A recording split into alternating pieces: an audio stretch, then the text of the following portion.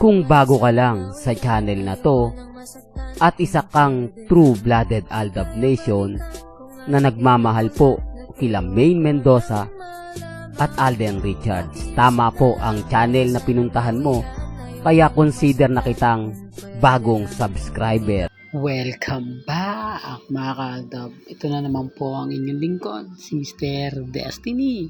At napakaganda na naman po ng topic natin. Marami pong nagre-react na si Mengay at si Congressman nga po raw ang magkasama. Pero okay lang naman yan. May mga bagay-bagay po na late post naman po ito eh. Di po ba? Kayo nga po ba nakita nyo si Maine Polkerson na umalis at dumating dito sa Pilipinas? Hindi po ba? Hindi. Kaya sari-saring kwento po ngayon ang lumalabas. Sari-saring mga aligasyon ang kumakalat po. Na kung titignan mo at susuriin po naman ninyo, talagang parang may mali. O hindi lang parang, talagang maling-mali. Di po ba? At bago yan mga ka-Aldab, pag-usapan natin yung cut din. Dami kasi nagre-react at nagko-komento. Gusto ko lang pong basagin.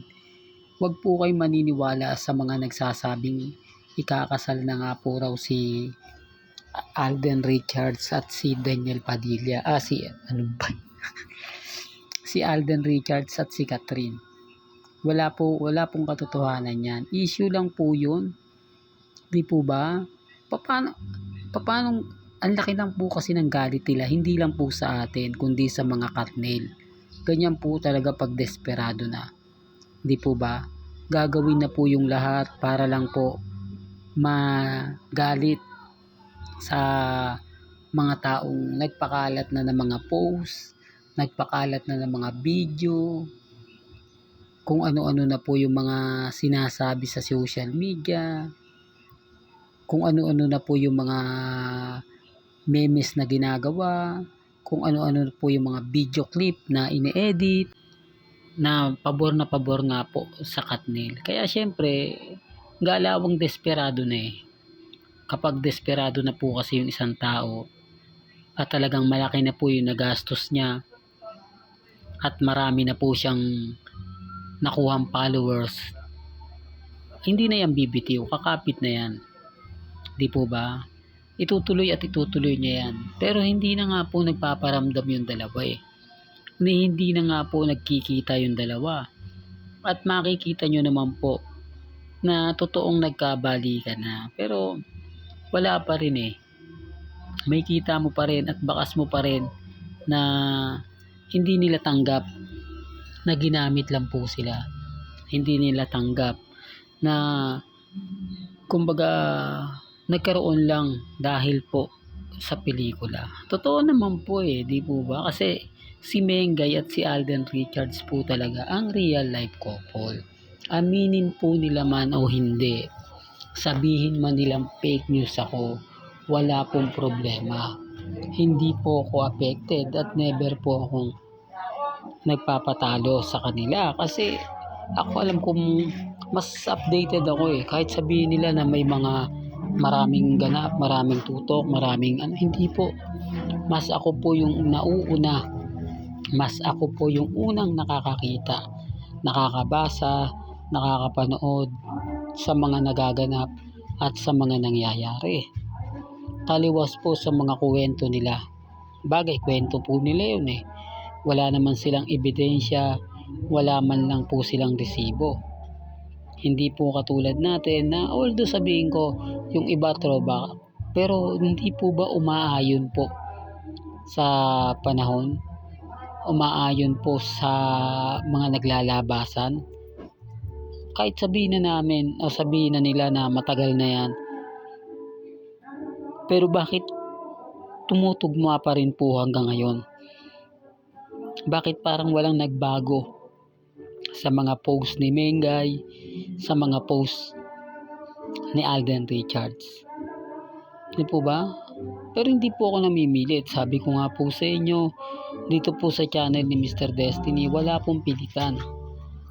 Wala pong nagaganap na ganito, nagaganap ng ganyan. Kasi, kumbaga ako naman po talaga yung unang nagbibigay at aminin ko man po na talagang napakarami kong mga throwback na pinapakita. Normal lang yan, di po ba?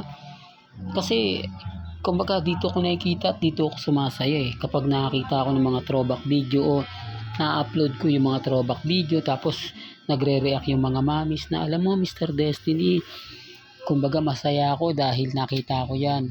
Masaya ako dahil kumbaga muling nagbalik sa akin yung alaala ng mga panahon na buong buo pa yung fandom ng Aldab Nation. Wala pang mga main fanatics, wala pang, oo, yung sabihin na natin na may mga main fanatics pero Aldab pa rin po sila, yung mga Alden fanatics, di po ba? Gaya nga po ni Mama Ebs at ni Jude Palaboy na nagko-combine, kumbaga magkasama. At syempre kay Nate Gonzaga. Oh, pero biglang nagbago. Biglang nawala, biglang nagkagulo. Kaya nga sabi ko sa inyo, sa troba ko lang po pwedeng sabihin, pwedeng ipakita yung mga totoong naganap at totoong nangyari. Po ba? Kaya dito po sa mga video na pinapakita ko o sa photos na nakikita ninyo, isa lang po itong halimbawa, isa lang po itong resibo at ebidensya na kumbaga masasabi natin, di po ba? Pero okay lang yan mga kaaldab. Remind ko lang po, yung post ni Mengay ngayon, pabor na pabor pa rin po. Kahit sabihin nila, si Congressman Arvin yung kasama niyan, hindi naman po ako namimilit. Wala naman pong pilitan at never naman po tayong nagre-react at nagko-komento. Hindi, sa akin lang po mga kaaldab, kumbaga alam ko at ramdam ko kung ano yung pinagdadaanan po. Kaya nga po kapag sinabi ko na si Alden at si Mengay po talaga yan, ang daming komento, hindi po nila matanggap. Pero andyan po yung point na tayo po yung panalo. Tayo po yung wagi. Ulitin ko, maging matatag lang po kayo. Maging kampante. Yan naman po tayo diba? Ramdamin nyo po at malapit na nga po dumating ang tamang panahon. Ito po yung pinakahihintay po natin at hindi lang po si Mr. Destiny, siyempre po ang buong fandom ng Aldab Nation. Hanggang dito na lang po ang ating latest updates. Kaya kung gusto nyo pa po ng pinaka-latest at sariwang update, abay tumutok lang po kayo dito po sa channel ni Mr. Destiny para updated po kayo sa mga bago at sa mga latest po na i-upload po natin maya-maya lang. Hanggang sa muli, salamat po sa panonood at pakikinig.